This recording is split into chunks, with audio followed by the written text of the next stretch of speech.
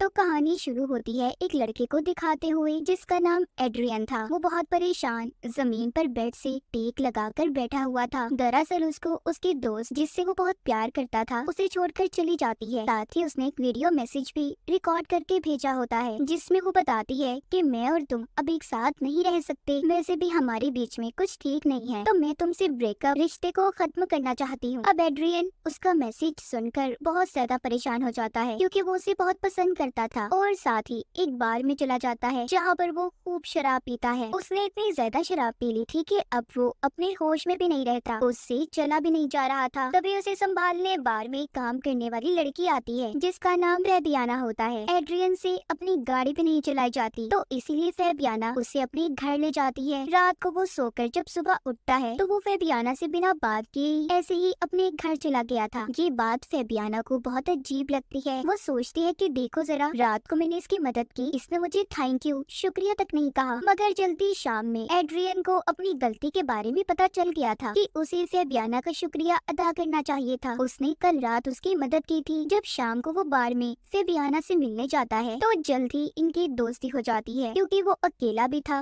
और उसे एक दोस्त की भी जरूरत थी। उनकी दोस्ती इतनी अच्छी हो गई थी कि फैबियाना जल्दी एड्रियन के घर में शिफ्ट हो जाती है। उन दोनों का एक अलग ही रिश्ता शुरू हो गया था। दोनों एक दूसरे को पसंद करने लगे थे। एक सुबह जब फैबियाना बाथरूम में खड़ी ब्रश कर रही थी तो उसे वॉश बेसिन से किसी की आवाज आती है। जब वो कान लगाकर सुनने की कोशिश करती है तो उसे कुछ समझ नहीं आता। जब फैबियाना नीचे आती है तो नीचे टेबल पर कुछ सफ़ों को बिखरा हुआ देखती है। जब वो उन्हें उठाने ही लगती है तो तभी एड्रियन आ गया था जो कहता है कि प्लीज इन सब चीजों को हाथ मत लगाना। इतनी ही देर में दरवाजे की बेल बजती है। जब ये देखते हैं तो बाहर दो पुलिस ऑफिसर आए थे जो एड्रियन की पहली दोस्त के बारे में पता चलाना चाहते थे जो 2 दिन से गायब थी। उन ऑफिसर्स को एड्रियन पर शक था कि कहीं इसने उसे मारकर घर में छुपा न दिया हो। मगर एड्रियन उन्हें अब उसका वीडियो मैसेज दिखाता है जो इसकी दोस्त ने इसे भेजा था कि वो उसे छोड़कर जा रही है। ये देखकर ऑफिसर उसके घर से चले जाते हैं। अब इन 2 ऑफिसर्स में से एक फैबियाना का दोस्त होता है। वो उससे कहता है तुम्हें क्या इस आदमी के साथ रहकर सब ठीक लग रहा है? उसकी पुरानी दोस्त को गायब हुए सिर्फ 2 ही दिन हुए हैं और तुम्हारी उससे कितनी अच्छी दोस्ती हो गई। हालांकि एड्रियन उसे बहुत पसंद भी करता था। तुम इस आदमी से जरा बचकर रहो, मुझे कुछ ठीक नहीं लग रहा। फैबियाना भी ये सब बातें सुनकर सोचने लगी थी मगर एक तरफ उसके दिल में लालच होती है। वो एड्रियन की तरह ही अमीर, हैंडसम, खूबसूरत लड़का चाहती थी जिसके साथ वो रहे और सारी जिंदगी गुजारे। इसलिए चाहे जो भी कुछ भी कहे वो एड्रियन के साथ ही रहने का फैसला करती है। अब कुछ दिन ऐसे ही गुजर जाते हैं। एड्रियन के घर में फैबियाना के साथ कुछ अजीब बातें होने लगती हैं। एक दिन जब वो नहा रही थी तो शॉवर से एकदम से गर्म पानी निकलना शुरू हो गया था। इससे उसका जिस्म भी जल जाता है। जब वो एक रात बाथटब में बैठी थी तो अचानक से पानी वाइब्रेट हिलने लगता है। इससे अब वो और भी ज्यादा डर गई थी। उसे लगने लगा था कि एड्रियन के घर में किसी भूत आत्मा का साया है। जब इस बारे में वो एड्रियन को बताती है तो उसे इसकी बातों पर यकीन नहीं आता। वो कहता है कि ऐसा कुछ नहीं है मेरे घर में। अब इसी तरह एक दिन फैबियाना को घर से एक चेन में चाबी मिलती है जिसको उसने गले में पहन लिया था। वो उसे एक लॉकेट के तौर पर पहना हुआ बहुत अच्छा लग रहा था। तभी अचानक से घर की लाइट बंद हो जाती है। फैबियाना नीचे से किसी की आहट को महसूस कर रही थी। तभी कोई उस पर हमला कर देता है। थोड़ी देर बाद एड्रियन भी आ गया था। वो फैबियाना को उठाकर बिठाता है और पानी देता है। अब वो और भी ज्यादा डरी हुई थी। एड्रियन कहता है देखो डरो नहीं, जिसने तुम पर हमला किया वो कोई इंसान नहीं बल्कि मेरा डॉग है जो यहीं पर रहता है, इसीलिए तुम्हें डरने की जरूरत नहीं है। अगले दिन एड्रियन को पुलिस ऑफिसर की कॉल आती है जो कहती है कि हमें एक लाश मिली है और हमें शक है कि कहीं वो तुम्हारी दोस्त की है, इसीलिए तुम्हें आकर उसे चेक करना होगा। अब जब ये दोनों देखने जाते हैं तो एड्रियन उस लाश को देखकर कहता है नहीं, ये मेरी दोस्त की लाश नहीं है। जिस बात पर फैबियाना थोड़ा घबरा गई थी और नाराज हो जाती है। एड्रियन भी उसके दिल की बात को समझ रहा था। कहता है देखो तुम्हें परेशान होने की जरूरत नहीं है। अगर ऐसा हुआ भी,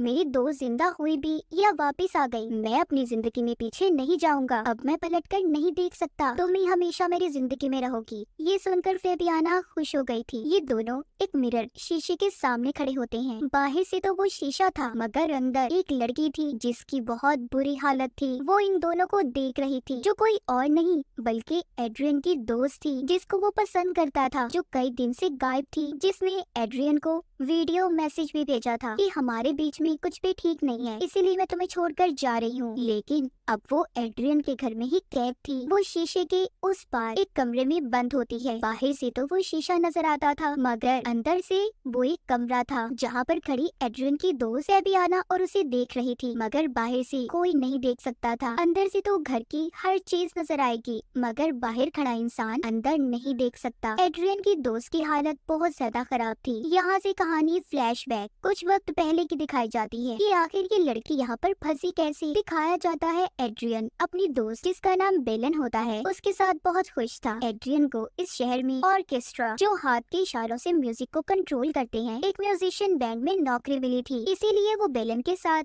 इस घर में शिफ्ट हुआ। वो दोनों हंसी खुशी अपनी जिंदगी गुजार रही थी। एड्रियन की आदत हर लड़की से फ्री होने की थी। एक दिन बेलन उसे एक लड़की के साथ देख लेती है, जिसके बाद उसे उस पर शक होने लगा। वो एक दिन बैठी चाय पी रही थी तो उसके पास एक लेडी आकर बैठ जाती है जो कि उसके घर की मालकिन थी, जहाँ पर दोनों रहा करते थे। बेलन बहुत दुखी होकर उस लेडी को बताती है एड्रियन मेरा भरोसा तोड़ देता है, हालांकि मैं उससे बहुत प्यार करती हूँ। मुझे दुख होता है जब मैं उसे किसी और के साथ देखूं। ये सुनकर वो लेडी कहती है तो इसमें परेशान होने की क्या जरूरत है, तुम अपने प्यार को टेस्ट कर सकती हो। चलो मैं तुम्हें एक चीज दिखाती हूँ। वो बेलन को घर की सबसे बड़ी कमरे और अलमारी के साइड पर चाबी लगाकर एक दरवाजा खोलती है जिसके पीछे एक खुफिया कमरा था। उसकी हालत तो अच्छी नहीं थी, पर एक आदमी के लिए हर सहूलत वहाँ पर मौजूद थी। वो लेडी बताती है कि मेरे हस्बैंड आर्मी में थे, तो इसीलिए उन्होंने अपने लिए ये खुफिया कमरा बनवाया। तो अगर एड्रियन के प्यार को टेस्ट करना चाहती हो तो तुम मुझसे अपना रिश्ता खत्म करके इस कमरे में 2 या 3 दिन तक रह सकती हो। इससे तुम्हें पता भी चल जाएगा कि वो तुमसे प्यार भी करता है या नहीं, उसे तुम्हारी कितनी परवाह है। बेलन को ये आइडिया बहुत अच्छा लगता है। वो अब अपने सारे सामान को पैक करके एड्रियन के लिए वीडियो मैसेज रिकॉर्ड करती है कि मैं तुम्हें छोड़कर जा रही हूँ, और आकर इस कमरे में खुद को बंद कर लिया। मगर कुछ देर के बाद ही बेलन को याद आता है कि जिस चाबी से ये दरवाजा खुलता है वो तो बाहर ही रह गई।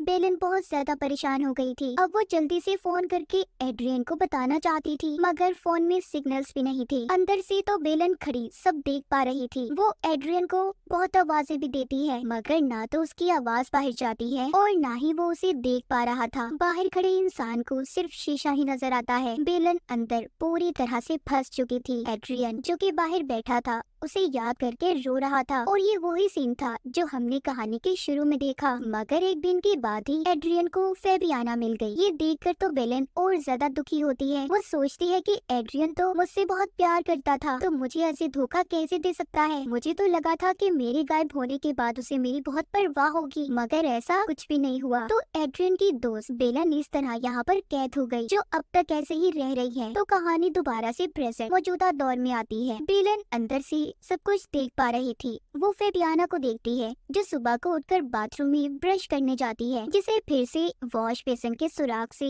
आवाजें आ रही थी। और यहाँ पर अब हमें पता चलता है कि वो आवाजें किसी और की नहीं बल्कि बेलन की थी, जो अक्सर ऐसे ही बोलकर फेबियाना को परेशान किया करती थी, क्योंकि एड्रियन की जिंदगी में उसकी जगह फेबियाना ने ली थी। वो ऐसे ही उसे तंग करने के लिए बाथरूम के पानी को कभी ठंडा करती कभी गर्म। इन सब बातों से फेबियाना तंग आ गई थी। वो एड्रियन को बताती है कि तुम्हारे घर में भूत है, तुम समझते क्यों नहीं बात को मेरी। मगर एड्रियन को उसकी किसी बात पर यकीन नहीं आता। एक दिन फेबियाना जब घर पर अकेली थी तो वो वॉश बेसिन में पानी भरकर कहती है कि बताओ मुझे तुम कौन हो, तुम क्या कोई आत्मा हो। दूसरा सवाल वो करती है, या फिर कोई इंसान। तभी पानी वाइब्रेट होने लगता है। हम देखते हैं कि उसी खुफिया कमरे में बेलन पानी के पाइप पर जोर जोर से किसी चीज को मार रही थी, जिससे पानी वाइब्रेट होने लगता है। फेबियाना को इस बात का अंदाजा हो गया था कि इस घर में कोई इंसान है जो मुसीबत में फंसा हुआ है, जो उसे देख सकता है। अब जब वो कमरे में जाती है तो उधर एड्रियन का डॉग था, जो शीशे को खोलने की कोशिश कर रहा था, क्योंकि एक वही डॉग था जो जानता था कि बेलन इस शीशे के पीछे फंसी हुई है। उसे ये सब देखकर ये पता चल गया था कि एड्रियन की दोस्त इस शीशे के पीछे फंसी हुई है और उसे मदद की जरूरत है। इसके बाद जब वो कमरे में